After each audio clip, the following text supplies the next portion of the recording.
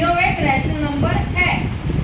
अब can you write in PQ form where P and Q are integer and but Q is not equal to 0। यहाँ पे हमें PQ form में इसको लिखना है, बट कंडीशन क्या दी है इसने, Q 0 के इक्वल नहीं है। तो दैट्स मीन कि PQ फॉर्म में अगर मैं चाहूँ 0 तो यहाँ पर नहीं लेना है, तो मैं यहाँ पर ले सकती हूँ, बिल्कुल ले सकती हूँ। तो इसका मतलब क्या है, 1 को मैं किसी भी डिजिट 0 से डिवाइड करूंगी तो आंसर विल बी 0। नाइदर 1 नहीं, 2 हो, 3 हो, 5 हो, 1000 हो, कितने भी नंबर को अगर मैं 0 से डिवाइड करती हूँ देन आंसर विल बी 0। तो इसका मतलब है कि यस, ये जो आंसर है 0 एक रैशनल नंबर है, तो हम लिख सकते हैं 0 is a rational number. 0 is a rational number. बढ़ते हैं दूसरे क्वेश्चन की तरफ। गो। बात करते हैं क्वेश्चन नंबर 2 की। क्वेश्चन नंबर 2 है find 6 rational number between 3 and 4। तो यानी कि हमें फाइंड क्या करने हैं, 6 नंबर फाइंड करने हैं 3 और 4 के बिटवीन। तो जब भी हमें कोई नंबर फाइंड करना होता है, जितने भी नंबर फाइंड करने होते हैं, तो हम उसमें 1 प्लस कर लेते हैं। 6 प्लस 1, 7 दिया हो तो 7 प्लस 1, 8 दिया हो तो 8 प्लस 1, 100 दिया हो तो 100 प्लस 1।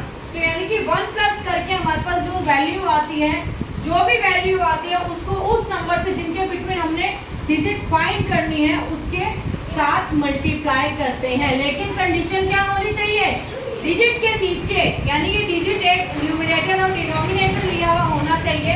3 तो हमारा न्यूमरेटर है, तो डिनोमिनेटर क्या हम लेट कर सकते हैं 1, और 4 भी लेट कर सकते हैं 1। तो इक्विवेलेंट वैल्यू के साथ हमें इसको मल्टीप्लाई करना है, यानी कि ये भी मल्टीप्लाई 7 से होगा और ये वैल्यू भी मल्टीप्लाई होगी 7 से।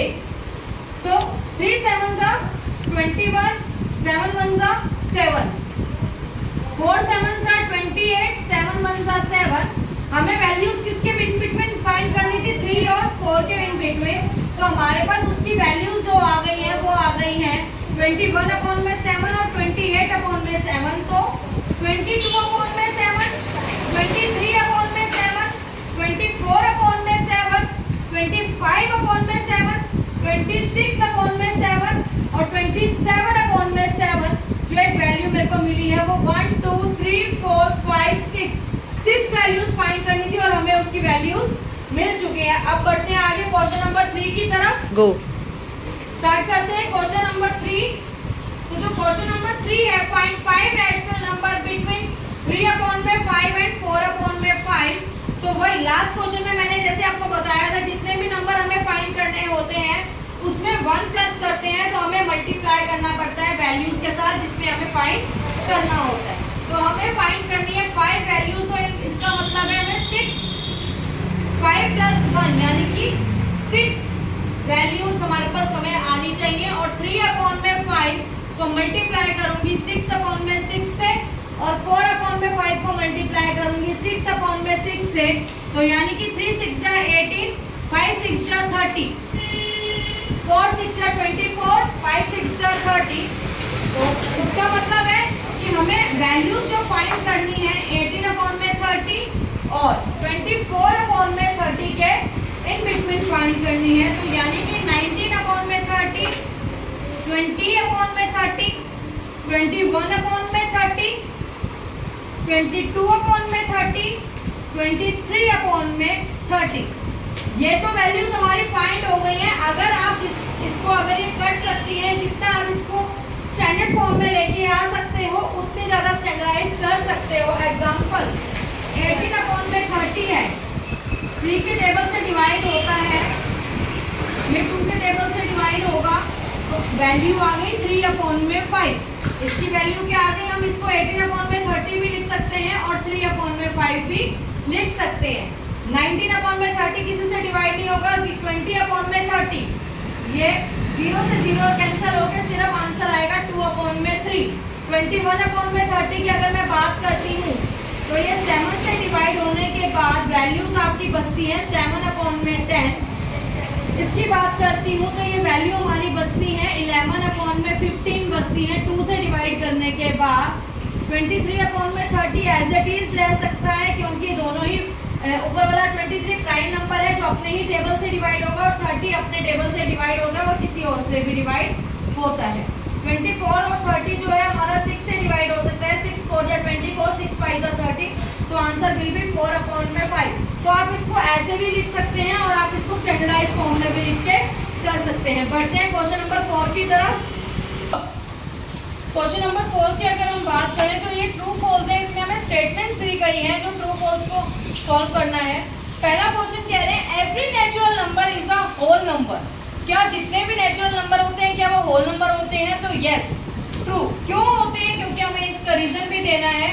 क्योंकि जो होल नंबर होते हैं that is started with 0, but natural number जो है 0 से स्टार्ट नहीं होते, तो सिर्फ जो होल नंबर की आइडेंटिटी है वो 0 है, दैट्स इट। और 0 की कोई अपनी कोई वैल्यू नहीं होती है, इसलिए हम कह सकते हैं कि यस ये इसके इक्वल हो सकता है। सेकेंड पार्ट की अगर हम बात करें every integer is a whole number, तो नहीं, सारे इंटीजर होल नंबर नहीं होते। क्यों? क्योंकि जितने भी होल नंबर होते हैं, जो इंटीजर्स होते हैं वो पॉजिटिवली काम करते हैं, होल नंबर पॉजिटिवली होते हैं, लेकिन इंटीजर में नेगेटिव भी इंटीजर्स होते हैं। तो हम कह सकते हैं ऑल होल नंबर जो है आर नॉट इंटीजर्स। तो हम क्या लिखेंगे? Negative integers,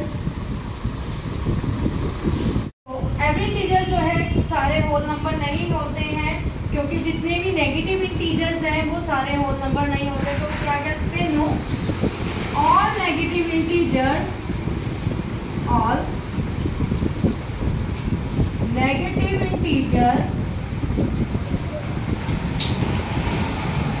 are not whole number.